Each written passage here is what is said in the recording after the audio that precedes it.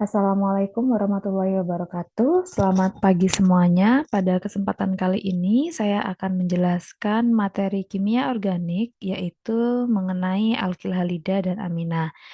Nah, untuk materi pembahasan ini merupakan lanjutan dari materi yang sebelumnya ya. Setelah sebelumnya kita sempat membahas mengenai asam karboksilat dan ester. Nah, sebagai konsep dasar di sini, alkil halida ini disebut juga dengan senyawa halo alkana atau disebut juga dengan organohalogen, di mana senyawa karbon yang memiliki gugus fungsi berupa unsur atau atom halogen. Atom halogen ini pada sistem periodik unsur merupakan golongan 7A yang terdiri dari unsur fluor, klor, brom, dan I gitu ya. Nah, rumus umum untuk alkil halida ini adalah Rx, di mana R merupakan senyawa hidrokarbon, X merupakan senyawa yang ada pada golongan 7A. Jadi ada F fluoro, Br atau bromo, Cl kloro, dan I atau iodo. Nah, kebanyakan senyawa organohalogen ini adalah senyawa sintetik ya, jadi sangat jarang dijumpai di alam. Nah, biasanya dikenal sebagai pelarut, insektisida, dan bahan-bahan dalam sintesis senyawa organik. Nah, hanya saja untuk senyawa organohalogen ini toksisitasnya sangat tinggi, sehingga penggunaannya harus hati-hati, misalnya saja yaitu pada karbon tetraklorida atau CCl4.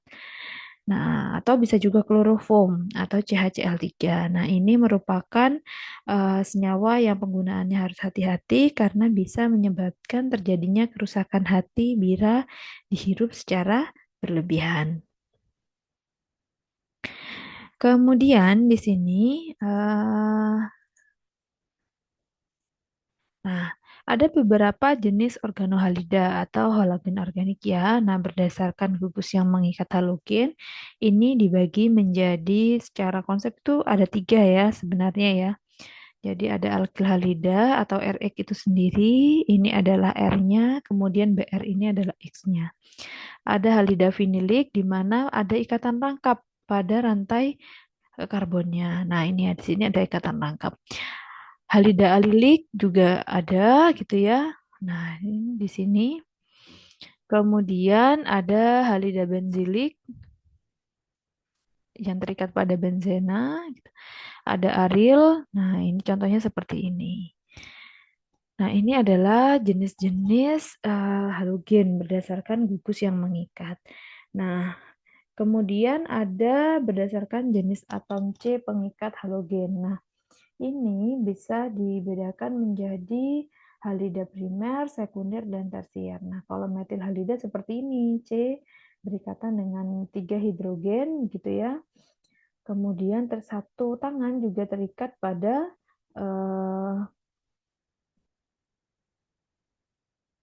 unsur golongan 7A gitu ya, halida. Kemudian di sini untuk yang primer berarti satu hidrogen ini digantikan dengan rantai karbon. Di sini misalkan C gitu ya. Kalau sekunder berarti ada 2 atom C. Kalau tersier berarti ada 3 atom C. Jadi tidak ada hidrogen. Di sini C yang mengikat halida terikat dengan 3 atom C yang lain. Nah, ini adalah klasifikasi jenis atom C yang bisa mengikat halogen. Nah, kemudian amina. Nah, amina itu merupakan senyawa turunan dari amonia yang mengandung atom nitrogen. Nah, di mana atom nitrogennya ini adalah terikat ya. Jadi atom nitrogennya itu terikat pada satu atom C atau lebih. Nah, amina ini mempunyai gugus fungsi ini, NH2. Seperti ini ya. Kemudian rumus umumnya seperti ini. Nah, mengandung atom-atom nitrogen trivalen yang terikat pada atom karbon atau lebih. Jadi trivalen itu nitrogennya mampu membentuk 3 ikatan kovalen dan sering ditemukan dalam amina. Bisa berikatan dengan 1, 2, atau 3 gugus alkil. Nah, ini berikatan dengan 1 gugus alkil, yang ini berikatan dengan 2 gugus alkil, nah yang ini berikatan dengan 3 gugus alkil. Nah, untuk amina sendiri, klasifikasinya bisa dibedakan menjadi amina primer, amina sekunder, dan amina tersier. Di sini untuk amina primer, di mana salah satu atom hidrogen yang terikat pada amonia ini digantikan oleh 1 gugus alkil. Nah, ini ya, jadi ada R1 di sini. Ini adalah amina primer. Kalau sekunder berarti ada 2 gugus alkil. Dia mengikat 2 atom C yang lain. Kalau tersier berarti semuanya tiga-tiganya ini hidrogen digantikan dengan alkil gitu ya, atau substituen organik. Ada C yang lain. Untuk penamaan di sini jadi kurang lebih sama seperti pada penamaan senyawa-senyawa organik yang lain, di mana yang pertama adalah mencari rantai terpanjang terlebih dahulu. Nah, kemudian di sini pemberian nama dimulai dari atom C yang nomor ya. Pemberian nomor dimulai dari atom C yang mengikat unsur golongan halogen. Nah, dalam sistem IUPAC ini biasanya untuk alkil halida, jadi gugus halogennya dulu yang disebutkan, kemudian baru diikuti dengan nama alkananya. Nah, pemberian nama unsur ini ditulis sebagai ini, fluoro, kloro, bromo, dan iodo. Nah, jadi namanya di pemberian nama unsur halogen diurutkan sesuai abjad secara alfabetis ya. Kemudian jika lebih dari 1 gugus halogen, maka urutannya ya ini tadi F, C, L, B, R, I sesuai dengan kereaktifannya. Kemudian jika mengandung cabang gugus alkil, maka keduanya dianggap setara. Contohnya seperti ini. 1 karena terikat fluoronya terikat pada atom C nomor 1, 1 fluoro pentana karena terikat pada 5 atom C. Rantai ya, rantai yang jumlah atomnya ada 5. Rantai atom C yang jumlahnya ada 5. Kalau yang ini 2 bromo pentana, yang ini 3 iodo pentana. Kemudian di sini contoh lainnya adalah diurutkan secara alfabetis jadi 5 kloro, 2 metil heptana. Nah, dari sini karena ini lebih dekat ya, jadi penomorannya dari sini. Kemudian yang ini 2 kloro, 5 metil heptana. Nah, untuk nama trivial di sini itu disebutkan gugus alkilnya dulu. Nah, kalau IUPAC tadi kan halidanya dulu ya. Nah, kalau trivial ini disebutkan gugus alkilnya lebih dulu, kemudian baru diikuti dengan nama halidanya. Contohnya adalah etil klorida seperti ini. Ini isopropil bromida. Nah, ada metil fluorida, pentil klorida, dan lain sebagainya. Nah, untuk amina sederhana ini dinamai dengan menyebutkan alkilnya dulu yang melekat pada nitrogen, kemudian ditambah dengan akhiran amina. Nah, jadi alkil amina. Contohnya ini, karena ada 2 atom C sehingga menjadi etil amina. Ada di metil amin, karena ada 2 metil di sini ya, di metil amina. Kemudian di sini ada etil dimetil amina. Etil yang ini dimetil ada dua metil ya, metil pertama dan metil kedua sehingga menjadi dimetil amin. Untuk nama IUPAC, jadi amina itu dinamai sebagai alkanamina. Alkanamina. Jadi rantai amina diberi nomor sesuai posisi gugus amina dan substituennya. Kalau yang ini metanamina, yang ini adalah 2 propanamina. Nah, untuk penamaan amina sekunder dan tersier, di sini cari yang paling panjang dulu rantainya. Kemudian diberi masing-masing gugus alkil yang terikat pada atom N, diberi nama sebagai gugus N alkil. Jadi contohnya ini. N metil, jadi yang ini. Yang pertama metil sebagai cabangnya ya. 1 propanamina, karena ada 3 atom C. Kalau yang ini sehingga menjadi N metil N-metil 2 butanamina. Kenapa 2 butanamina? Karena NH-nya itu terikat pada atom C yang nomor 2. Jadi N-metil 2 butanamina. Nah, ini adalah sifat-sifat alkil halida. Jadi alkil halida itu merupakan senyawa yang polar karena mengandung atom halogen yang dimana dia elektronegatif sekali gitu ya dibandingkan dengan atom C. Sehingga ikatannya menjadi polar karena terkutub ada yang bermuatan positif dan yang negatif. Yang negatif ya berparsial negatif adalah halogennya. Nah, mempunyai titik didih lebih tinggi daripada titik didih alkana dengan jumlah unsur C yang sama, tidak larut dalam air, tapi bisa larut dalam pelarut organik. Kenapa? Karena di sini alkil halida itu tidak bisa membentuk ikatan hidrogen ya. Alkil halida kan karbon, nah sehingga dia tidak bisa membentuk ikatan hidrogen dengan molekul air. Nah, massa jenisnya ini lebih besar daripada air. Nah, ini adalah sifat-sifat amina, di mana kalau amina ini bisa membentuk ikatan hidrogen. Nah, ikatan hidrogennya terbentuk antara atom N dengan atom HN ini, cuman ini lebih lemah ya dibandingkan ikatan hidrogen yang terbentuk antara unsur O dengan hidrogen OH ini. Nah, titik didihnya ini berada di antara titik didih senyawa tanpa ikatan hidrogen seperti alkana dan ether dan senyawa yang berikatan ikatan hidrogen kuat seperti alkohol kalau bobot molekulnya sama. Jadi tengah-tengah gitu ya, lebih tinggi dibandingkan ether dan alkana tapi lebih rendah dibandingkan dengan alkohol. Contohnya ini. Nah, kemudian amina ini berbentuk amina tersier di sini bentuknya dalam bentuk cairan tidak dapat membentuk ikatan hidrogen karena tidak mempunyai ikatan NH ya karena N-nya itu berikatan semua dengan alkil dengan C ya. Nah, gitu. Sehingga titik didih amina tersier itu pasti lebih rendah dibandingkan dengan sekunder dan yang primer itu yang paling tinggi apabila dengan jumlah atom C yang sama. Jadi lebih dekat titik didihnya ke titik didih alkana. Kalau bobot molekulnya itu sama. Nah, ini contohnya ini. Kalau N di sini N-nya berdekatan dengan alkil, 3 alkil ya, metil, titik didihnya di sini 3. Tapi kalau yang sekunder di sini, oh ini seharusnya di sini. Oh iya betul.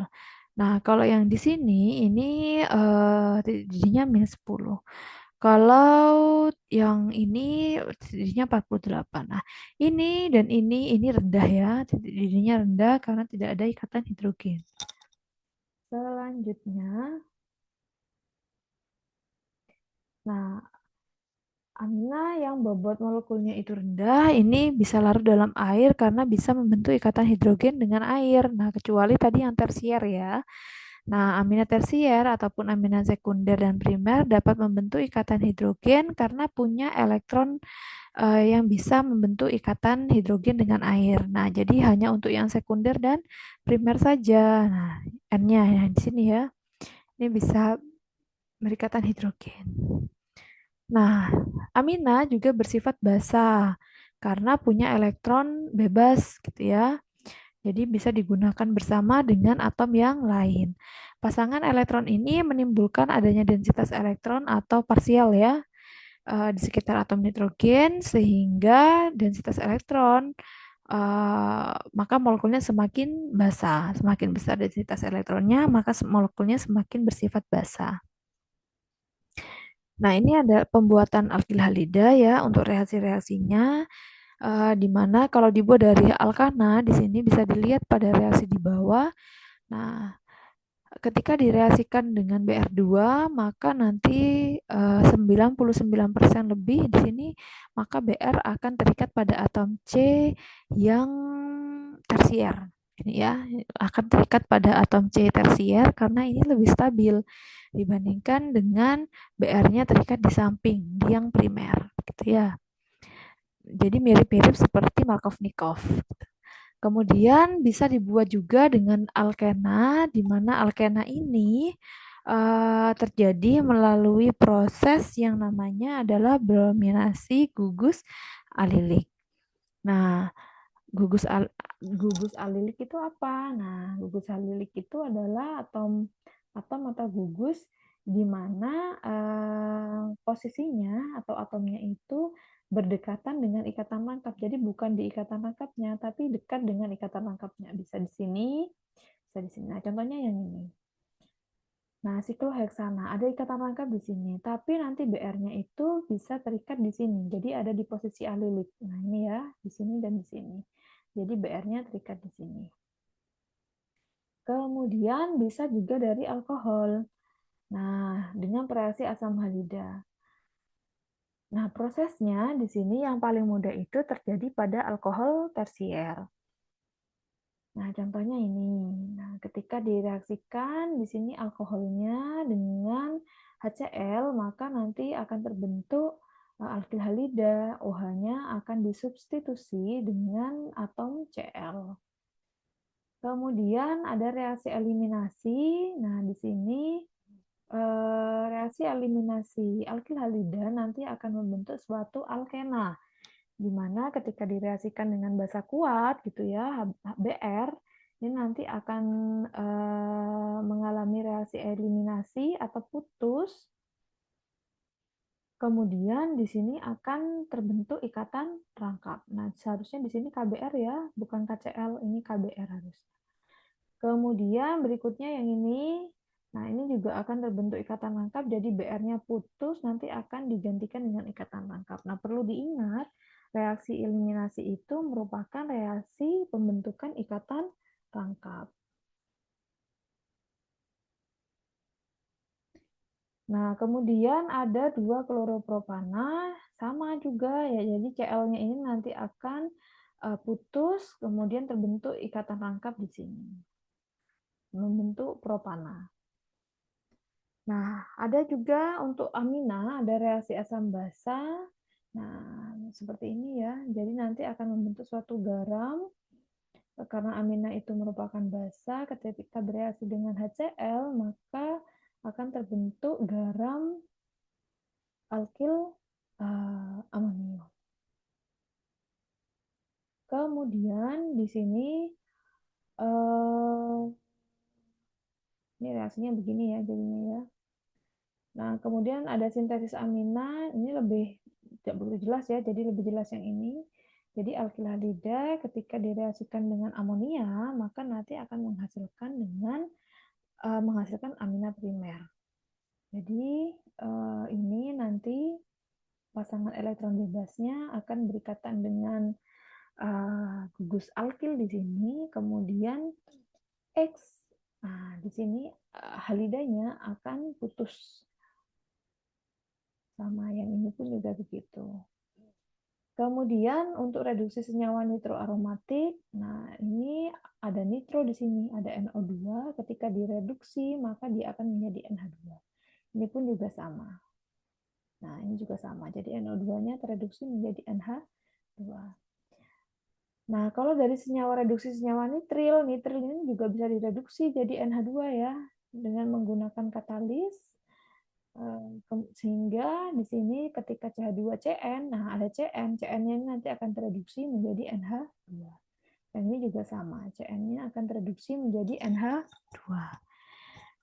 Nah, kegunaan alkil halida di sini yang pertama bisa sebagai pelarut atau contohnya kloroform, bisa juga sebagai bahan anestetik.